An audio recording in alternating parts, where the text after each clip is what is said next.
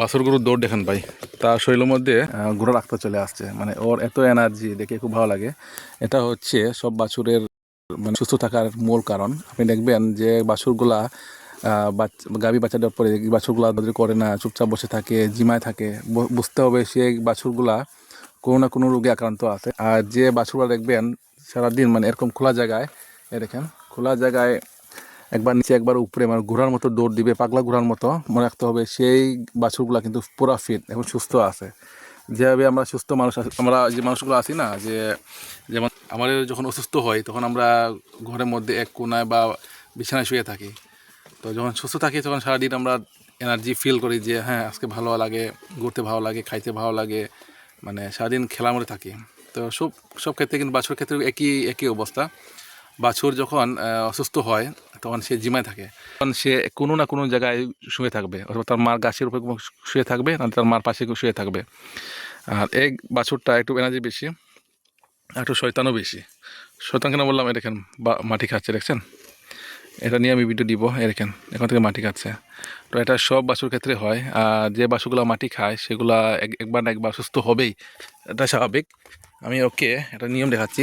যদি বাছুর যদি কি খায়, মাটি খায়, তাহলে এভাবে একটু থাপ্পড় দিবেন, তাহলে জোরে জোরে দিবেন, তারপরেও সে খাবে। দেখেন ভালো, এই জন্য আমি ওকে ঘর থেকে বের করি নাই, কারণ সে মাটি খাবে আর কি। সে কয়েকদিন ধরে মাটি খাচ্ছিল, সে কারণে আমি ওকে বের করে নাই। তো আসলে এখন সে ফিট, এখন সে দৌড়তে পারে। দেখেন মাটি খাচ্ছে কীভাবে, মানে এই মাটি খাওয়াটা সবচেয়ে বড় খারাপ। এটার জন্য একটা ওষুধও আছে, আপনার চাইলে ডাক্তার পরামর্শ নিয়ে এটা খাওয়াতে পারেন, নাহলে গরুর মুখটা বন্ধ করে দিতে পারেন। এটা বোতল দিয়ে বা যে কোনো না মুখে যেটা বন্ধ করে সেটা কিনতে পারেন। আর ভাই কি বলবো বলেন, যে এনার্জি তো আছেই, এনার্জি ভরপুর ভাই, মানে একে আপনি কখনো থামাতে পারবেন না। বাছুর যেগুলা সুস্থ শরীর যেগুলো আছে সেগুলা ভাই খুব এনার্জি ফিল করে, তা সারাদিন দৌড়তে পারে। তো সকাল থেকে এখানে বসে আছে, ওকে কিছু দেখছি আর কি, যে ও আসলে কি করতে পারে।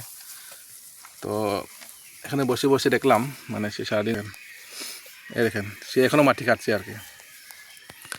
এটা একটা সমস্যা বাছুরের ক্ষেত্রে। বাছুর যখন মাটি বেশি খায় তখন সবচেয়ে বড় সমস্যা, এটা তার ক্ষতি করতে পারে।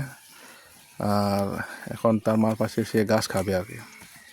মানে বাছুরটা দেখেন মানে প্রচুর মাটি খেয়ে ফেলছে মনে হয়, এটা সবচেয়ে বড় খারাপ। আপনারা দেখবেন আপনার খামারে বাছুর যদি মাটি খায় তাহলে বুঝবেন যে এটা অনেক বড় সমস্যা।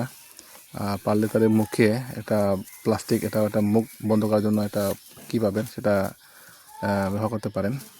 আমি ওর মাকে একটু বাইরে বের করলাম, কারণ এখানে সে একটু তার বাচ্চাটা যেন ঘোরাফেরা করতে পারে, সে কারণে আমি আজকে বের করলাম ওকে।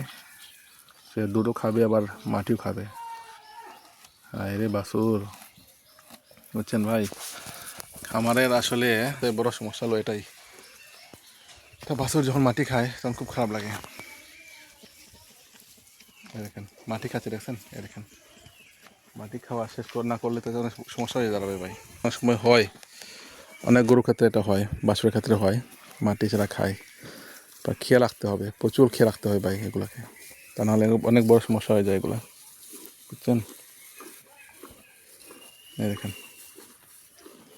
তো আরেকটা বিষয় আছে যেটা মনে করেন যে আমরা অনেকেই খেয়াল করি না, সেটা হচ্ছে যে বাছুরের অনেক সময় রোগ হয়, সেটা অনেকে দেখতে পারে না। না দেখার ফলে গরু আসলে বাছুরগুলা মারা যায়।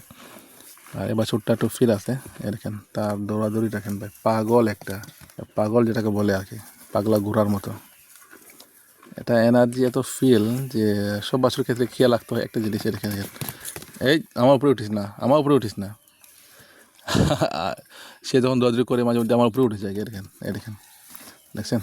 তার দৌড় মানে পাগলা ঘোড়ার দৌড় এরকম হবে না আর কি। এটাকে আমি সিমেন্ট দিয়েছিলাম অনেক আগে, জানি না কত পার্সেন্ট বলে গেছিলাম, 70 না 80% এরকম দিয়েছিলাম। তো এখন বাছুরটা বুঝতে পারছি না আসলে কেমন হয়েছে।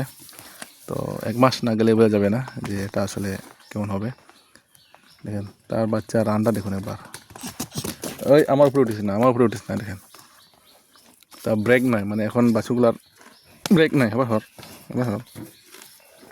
এখন ব্রেক নাই, এখন তারা শুধু দৌড়তে পারবে, দৌড়তে দৌড়তে তারা এনার্জি শেষ করে দেবে, কিন্তু সে থামবে না। এই একটাই হলো এটার। দেখেন এই আমার উপরে না, আমার উপরে না, আমার উপরে না। এই দেখেন তার দৌড়টা দেখুন একবার।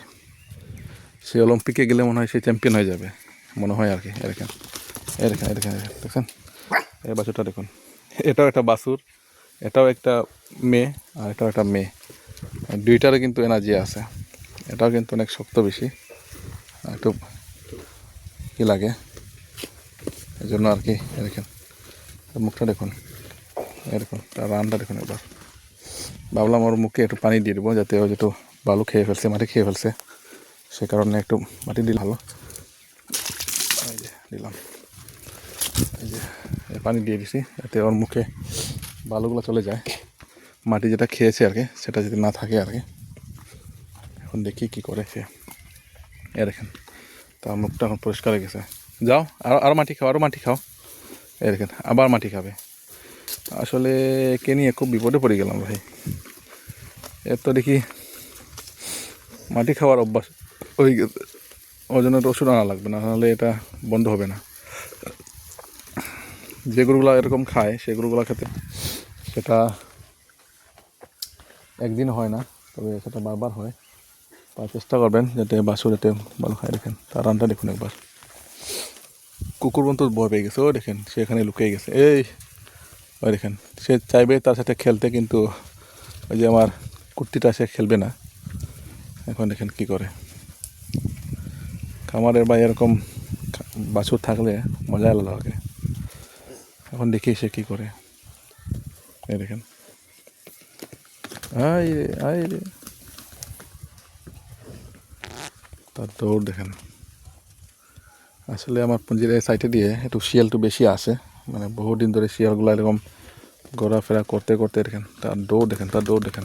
আই রে, ওই দেখেন আমার কুর্তিটা ভয় গেছে, আমার কুর্তি পর্যন্ত ভয় পেয়ে গেছে।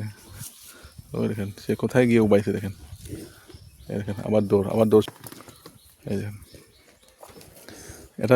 এটা হচ্ছে মানে বাছুরের ফিট থাকা, সুস্থ থাকার মূল মন্ত্র।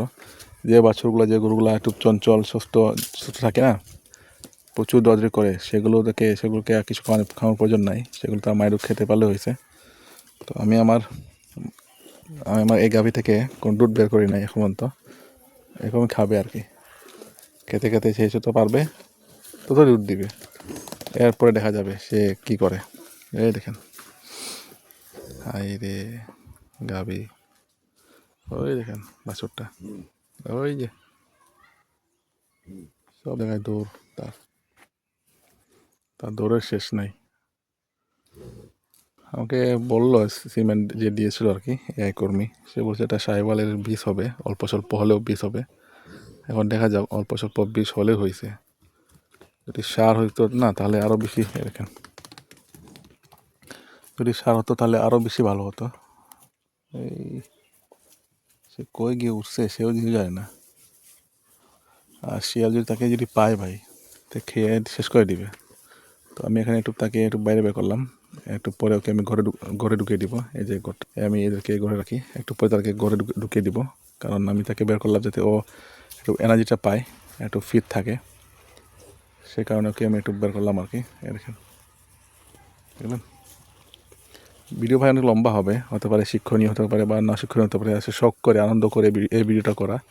আপনার যদি ভালো লাগে অবশ্যই ভিডিওটাকে একটু লাইক কমেন্ট করতে পারেন বা একটু দেখতে পারেন। সেটা আমি বলছি না যে এই ভিডিওটা আমি আসলে শিক্ষণীয় কোনো কিছু এখানে কি নাই, খুশির ঠেলায় আর কি, বলে না খুশির ঠেলায় যেসব কিছু সম্ভব, তো খুশির ঠেলায় আসলে ভিডিওটা করা। দেখেন দেখেন, এই দেখেন সে কই যাইবে। বাছুরগুলো আসলে এরকমই হয়, বাছুরগুলো আসলে এরকমই একটু শয়তান প্রকৃতির হয়, ঘোরাফেরা আনন্দ ফুর্তি সে তার মতোই জ্বলে আর কি। দেখেন আর আমি আছি আমার মতোই আর কি, মানে সে তার মতো চলুক, আমি আমার মতো চলি। ভিডিও ভালো লাগে অবশ্যই চ্যানেলটাকে সাবস্ক্রাইব করবেন। এই আর দৌড়ি করি না রে ভাই, চুপচাপ বই যাও ওখানে, কারণ ক্লান্ত হয়ে গেছে যাইও।